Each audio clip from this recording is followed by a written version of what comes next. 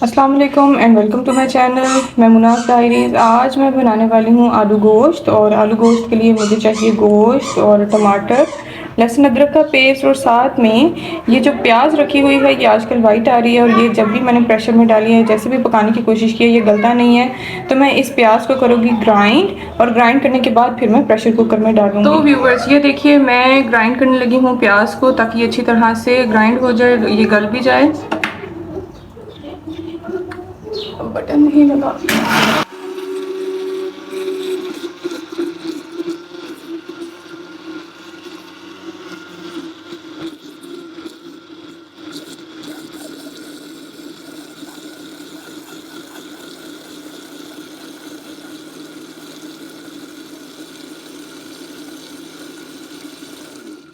پیاز ہو چکا ہے گرائنڈ، اب میں اس کو ڈالوں گی پریشر میں۔ ویورز میں نے گوشت ڈال دیا ہے اور ساتھ میں نے گرائنڈ کیا ہوا پیاز بھی ڈال دیا، اس کے ساتھ اب میں یہ لہسن ادرک اور ٹماٹر یہ ڈالوں گی۔ لہسن ادرک کا پیسٹ ڈال دیا اور ٹماٹر ڈال دیے ہیں۔ اس کے بعد میں نے ایڈ کیا ہے اس کے اندر نمک، لال مرچ پاؤڈر اور ہلدی، یہ سب کچھ ایڈ کرنے کے بعد میں لگانے لگی ہوں چولہے کے نیچے آگ۔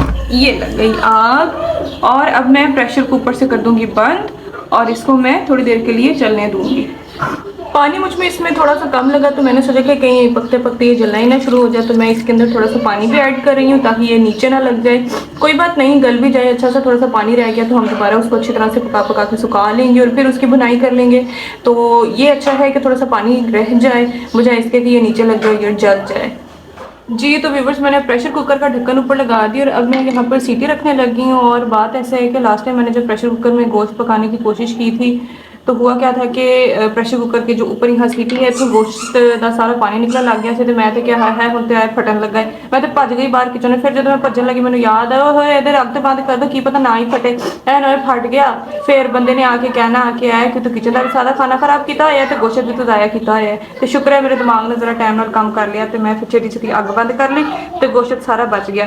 تو ہن اس ٹائم میں کوئی نہیں کچن سے کھڑے ہونا، آپ ہی پک جائے گا، آپ ہی سیٹی چلو گی تو میں آ کے اگ بند کر دینی ہے چھتی چھتی نال۔ تو میں ہن بھجن لگی کچن تو، جدو ساری سیٹی پک پک کے جدو ہو جائے گا نا سارا کام پھر میں آواں گی انہوں بھنن۔ ہاں جی دیکھیے جناب پریشر چلنا شروع ہو گیا ہوا ہے، اور اب میں تقریباً اس کو 20 منٹ تک چلنے دوں گی تاکہ گوشت اچھی طرح گل جائے۔ جب تک پریشر چل رہا ہے میں نے کچن میں نہیں جانا کیونکہ اس پریشر کا کچھ پتہ نہیں چلتا۔ ویسے بھی جتنی فائدہ مند چیز ہے اتنی نقصان دہ چیز بھی ہے، یہ ایکسپریس یاد اچھی ہوتی ہے۔ تو دیکھتے ہیں ہم جب تک یہ گوشت چلتا ہے۔ تو ویورز میں نے یہ پریشر کوکر کھول دیا اور دیکھیں کتنی پیاری لک آئی ہے ابھی سے ہی گوشت کی۔ اور یہ گوشت جو ہے ابھی اس میں تھوڑا سا پانی ہے، یہ میں سوکھنے دوں گی۔ پانی کے سکھانے کے بعد اس کی بھنائی اچھے سے کروں گی تھوڑا سا آئل ڈال کے، تو ابھی یہ ذرا پانی تھوڑا سا سوکھ جائے اور پھر ہم دیکھتے ہیں کہ اس کی فائنل لک کیا آئے گی۔ دیکھیے ابھی سے ہی بڑا ہی مزیدار لگ رہا ہے۔ فائنلی ویورز اس کا پانی سوکھ چکا ہے، اور یہاں سے پانی سوکھ چکا ہے، اور اب میں اس کے اندر ڈالوں گی آئل۔ اور اس کی مرچیں میرے ناک کو چڑھ رہی ہیں جس سے مجھے چھینک آ سکتی ہے۔ یہ میرے پاس آئل تھوڑا سا پڑا ہوا تھا پیکٹ میں نے سوچا پہلے میں اس کو استعمال کرتی ہوں، بعد میں باکس والا یوز کرتی ہوں، کیونکہ اگر یہ پڑا رہ گیا نا تو اس میں پھر پڑے ہی رہ جانا ہے۔ اب اس کی بنائی ہوگی۔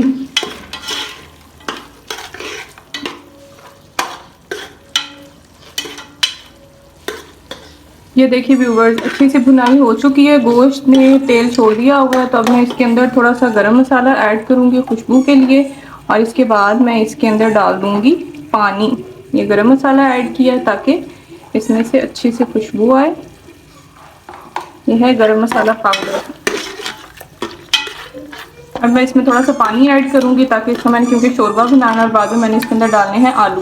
یہ دیکھیے ویورز میں نے اس کے اندر ڈالا ہے تھوڑا سا پانی، اور تھوڑا سا پانی ڈالنے کے بعد میں نے یہ ڈالنے ہیں آلو، کٹے ہوئے آلو، اور اس کے بعد میں اس کو تھوڑا سا پکنے دوں گی، اتنا پکنے دوں گی کہ تھوڑا سا شوربہ بھی خشک ہو جائے اور ساتھ میں آلو جو ہیں وہ بھی ہمارے گل جائیں۔